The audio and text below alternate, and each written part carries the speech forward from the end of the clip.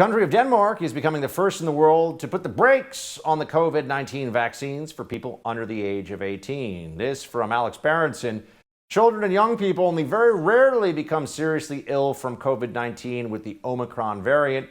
From July 22nd, it will no longer be possible for children and young people under the age of 18 in Denmark to get the first jab. And from September 1st, 2022, it will no longer be possible to get the second jab. Despite the questionable effectiveness of the vaccine, some cities, including New York, have opted to keep mandates in place with absolutely no scientific justification or update of the data involved. Joining me now, somebody who asks the real questions about the shots, about Fauci and all the rest of it. Kim Iversen, host of The Kim Iversen Show. Kim, great to see you. Thanks for having me. Great to be here.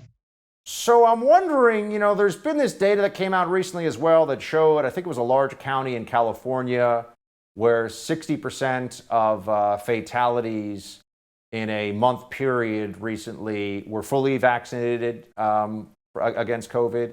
So we were being told a year ago, I remember this, I'm sure you do, that it was a pandemic of the unvaccinated, and effectively if you get the shot, you won't get really sick and die. That is not true. I'm just wondering, when do they actually update that? Yeah, what's interesting now is that, so they're admitting now that fully vaccinated people can die from this vaccine. And in fact, now it's a majority of people. But of course, they continue to say, well, that's because the majority of people are fully vaccinated. So of course, it's just a numbers game. But when you actually, and that would be fine if it was one or two people compared to thousands of people previously, but the numbers are still quite high for people who are dying, depending on where in the world they are and at what phase of the virus they're in. Some areas of the world are just now kind of getting their first wave. But, one thing that's also really interesting is they've changed the definition of fully vaccinated. So when you look at that data, even when they say 60% are fully vaccinated, what do they mean by that? Is that 2 doses, 3 doses, or 4? And others, they would say, that are not fully vaccinated, they can't call them unvaccinated anymore, if you notice, because many of those people had at least 1 or 2 doses of the vaccine. They're just not considered fully vaccinated. So it's just, when will, they're kind of admitting it in the slow way of admitting it, right? They're not going to come out and just say we were wrong.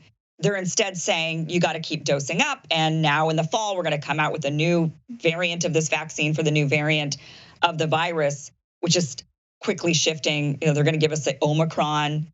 We're already beyond. They're still calling it Omicron, but they're like Omicron variant 3. Do we know, by the way? I know that the Pfizer CEO, Dr. Bourla, I know that he has already said that there'll be a new vaccine in the fall.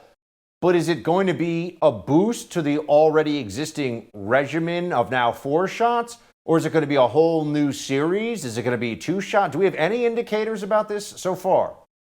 That is a good question. That is the same question I have. What does this mean? Is this a whole new vaccine that they're going to say needs to have new doses? So a 2-round, 2 doses, and then potentially boosters on top of that for the next year? Or is this an additional booster that is just a booster formulated for the variant of Omicron, which many of us have already caught, and it's already gone through, and we're already moving on to a new variant by the time we get to fall. So they're not moving very fast, and that was something that they promised with mRNAs.